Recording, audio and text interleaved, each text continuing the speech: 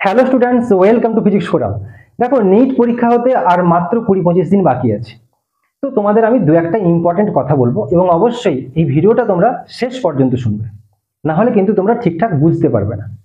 তো এই যে 20-25 দিন বাকি আছে, এর আগে পর্যন্ত যদি তোমাদের কারোর ফিজিক্স যে পার্টটা আছে, এই ফিজিক্স পার্ট ভালো মতো বা একদম না হয়ে থাকে, তাহলে এই 20-25 দিন তোমরা কিন্তু ফিজিক্সটাকে আর খুব বেশি টাইম দিও না। তোমরা বরঞ্চ তার বদলে বায়োলজি আর কেমিস্ট্রিকে টাইম দাও। তাহলে তাতে কি হবে, আরো 2-4টা কোশ্চেন বেশি করতে পারবে। কিন্তু ফিজিক্স যেটা হয়নি একদম, সেটাকে যদি বেশি টাইম দাও, তাহলে কিন্তু উল্টে তোমাদের ক্ষতি হতে পারে। কি না, বায়োলজির যে তুমি 2-1টা এক্সট্রা কোশ্চেন বেশি পারতে, সেটাও পারবে না এবং কেমিস্ট্রিও পারবে না। দেখো, ফিজিক্সের বদলে যদি তোমাদের বায়োলজির ক্ষেত্রে এই জিনিসটা হতো যে বায়োলজি আমাদের একদম হয়নি, তাহলে তোমাদের বলতাম যে এই 20-25 দিনেও তোমাদের এনসিইআরটির যে টেক্সট বুক আছে, সেই টেক্সট বুকটা যদি তোমরা ভালো করে পড়ো, মুখস্থের মতো করে পড়ো, line by line, word by word তোমরা যদি পড়ো, তাহলে কিন্তু সেখান থেকে অনেক কোশ্চেন তোমরা পারবে। কিন্তু ফিজিক্সের ক্ষেত্রে ব্যাপারটা সেরকম নয়। ঠিক আছে? দেখো, আমি তোমাদের ডিমোটিভেট করছি না, আমি তোমাদের জাস্ট একটা ওয়ে বলছি তাদের জন্য যাদের হচ্ছে গিয়ে ফিজিক্স একদম হয়নি। দেখো, পরীক্ষাকে মাত্র 20-25 দিন বাকি আছে। তো এই মুহূর্তে তোমরা যে যে কন্ডিশনে দাঁড়িয়ে, তার উপর ডিপেন্ড করে তোমাদের সব থেকে যে বেস্ট রেজাল্ট হতে পারে, আমি সেইটা বলছি। আর সেটা কাদের ক্ষেত্রে বলছি, সেই সমস্ত কন্ডিশনের স্টুডেন্টের ক্ষেত্রে বলছি যাদের কন্ডিশন এটা যে যাদের ফিজিক্স ঠিকঠাক হয়নি। যাদের ফিজিক্স হয়ে আছে ঠিকঠাক, তাদের কিছু বলার নেই, তোমরা যে যেমন যেখানে পড়ছো সেই রকম পড়বে। দেখো, মোটিভেশনের জন্য হয়তো কোনো স্যার বলতেই পারেন যে তোমরা এই 20-25 দিন ঠিকঠাক করে পড়ো, তাহলেই হবে, তাহলে হয়ে যাবে হয়তো। কিন্তু নিজেদের কন্ডিশন তোমাদের বুঝতে হবে। যে যার নিজের কন্ডিশন অনুযায়ী তোমাদেরকে এই লাস্ট 20-25 দিন হচ্ছে গিয়ে পড়াশোনা করতে হবে। তো আমি তোমাদের হচ্ছে গিয়ে একটা ওয়ে একটা সাজেস্ট করতে এসেছি যে তোমরা যদি এই ওয়েতে পড়ো, হয়তো তোমাদের বেটার রেজাল্ট হতে পারে। সেটা কি না, ফিজিক্সকে কম টাইম দিয়ে বায়োলজি আর কেমিস্ট্রিকে তোমরা একটু বেশি টাইম দাও। দেখো, তোমাদের টার্গেট হচ্ছে গিয়ে নিটে ভালো স্কোর করা, নাকি হচ্ছে গিয়ে ফিজিক্সে ভালো স্কোর করা। নিটে ভালো স্কোর করা মানে কি, যে কোনো উপায়ে সে ফিজিক্স থেকে নাম্বার আসুক, বায়োলজি থেকে নাম্বার আসুক বা কেমিস্ট্রি থেকে, যেখান থেকে আসুক না কেন, টোটাল যে স্কোর সেটা যাতে হচ্ছে কি বেশি হয়। ঠিক আছে? তো ফিজিক্স থেকেই তোমাকে সেটা আনতে হবে তার কোনো মানে নেই। যাদের ফিজিক্স হয়ে আছে তাদের ব্যাপার আলাদা, কিন্তু যাদের হয়নি, আমি তাদের জন্য হচ্ছে কি একটা ওয়ে বলছি।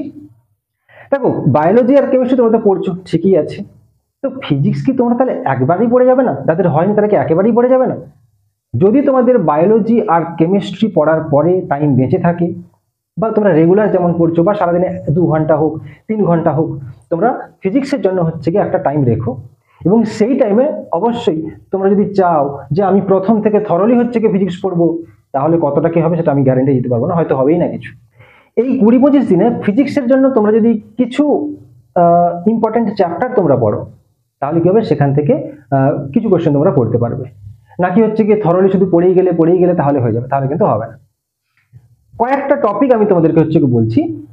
যেমন ধরো 11 থেকে ইউনিট অ্যান্ড ডাইমেনশন, 11 থেকে সাউন্ড যে টপিকটা আছে বা ইউনিটটা আছে, আবার 12 থেকে ইলেকট্রোস্ট্যাটিক্স, ম্যাগনেটিজম, আর হচ্ছে গিয়ে 12 থেকে তোমাদের মডার্ন ফিজিক্স। ওকে, এবার দেখো, যদি আমি এই যে টপিকগুলো বললাম, যদি সাউন্ডের কথা বলি, তাহলে সাউন্ডের মধ্যে কিন্তু আবার 3-4টা চ্যাপ্টার আছে। যদি বলি ইলেকট্রোস্ট্যাটিক্সের কথা, সেখানেও তার মধ্যে 3-4টা চ্যাপ্টার আছে। যদি বলি ম্যাগনেটিজম, সেখানেও কিছু চ্যাপ্টার আছে। আবার যদি বলি মডার্ন ফিজিক্স, সেখানেও হচ্ছে কি 4-5টার মতো চ্যাপ্টার আছে। তো এইগুলো তোমরা পড়বে কি, দেখো এই চ্যাপ্টারগুলো বাদ দিয়ে তোমাদের আরো গাদা চ্যাপ্টার আছে ফিজিক্সে। আমি তোমাদের 4-5টা টপিক বললাম, সেই টপিকের মধ্যে যদি আমি চ্যাপ্টার দেখি, তাহলে সেও প্রায় 10খানা মতো হয়ে যাবে, 10-12খানা হয়ে যাবে। তো এগুলো তোমরা কিভাবে পড়বে? দেখো, যদি ইউনিট অ্যান্ড ডাইমেনশনের কথা বলি, তাহলে ইউনিট অ্যান্ড ডাইমেনশন হচ্ছে কি খুব ইজি চ্যাপ্টার, এবং এখান থেকে প্রায় 1-2 কোশ্চেন প্রত্যেকটা ইয়ারে পড়ে যায়। তো ইউনিট অ্যান্ড ডাইমেনশন তোমরা হচ্ছে কি থরলি পড়বে। ওকে, ইউনিট অ্যান্ড ডাইমেনশনের উপর আমার চ্যানেলেই হচ্ছে গিয়ে সবগুলো ভিডিও দেওয়া আছে। ইউনিটের হচ্ছে গিয়ে ডাইমেনশন সম্পর্কে দেওয়া আছে, ত্রুটি বা হচ্ছে গিয়ে তোমাদের এরর ক্যালকুলেশন দেওয়া আছে, সিগনিফিকেন্ট ফিগার দেওয়া আছে, ইনস্ট্রুমেন্ট দেওয়া আছে। ইনস্ট্রুমেন্ট বলতে ভার্নিয়ার ক্যালিপার্স, স্ক্রু গেজ, এই সব কিছু সম্পর্কে হচ্ছে গিয়ে দেওয়া আছে। তোমরা কনসেপ্ট ক্লিয়ার করে হচ্ছে গিয়ে পড়তে পারো। তো এটা গেল একটা চ্যাপ্টার, এটা খুব ইজি চ্যাপ্টার। আর কি না, সাউন্ড বলেছিলাম, সাউন্ডের মধ্যেও প্রায় 3-4টা চ্যাপ্টার আছে। তোমরা সেখানে কি করতে পারো, এতগুলো চ্যাপ্টার তো যদি থরলি পড়ো, তাহলে সম্ভব হবে না সাউন্ড শেষ করা। তো তোমরা কি করতে পারো, দেখবে ইউটিউবে অনেক ম্যারাথন সিরিজ আছে সাউন্ডের উপর। আমার আপাতত দেওয়া নেই, তাই তোমাকে আমি বলছি না। ইউটিউবে তোমাদের যে যে স্যারের কাছে পড়তে পছন্দ করো সেই স্যারের, যেখানে তুমি হচ্ছে ম্যারাথন সিরিজ পাবে প্রায় 3-4 ঘন্টা বা কখনো তোমরা দেখতে পারো 10 ঘন্টারও হতে পারে। তো সেই ম্যারাথন সিরিজ যদি তোমরা করে নাও তাহলে কি হবে, সাউন্ডের উপর যে কয়েকটা চ্যাপ্টার সেগুলো মোটামুটি তোমাদের কনসেপ্ট সহ কিছু কোশ্চেন আলোচনা হচ্ছে হয়ে যাবে।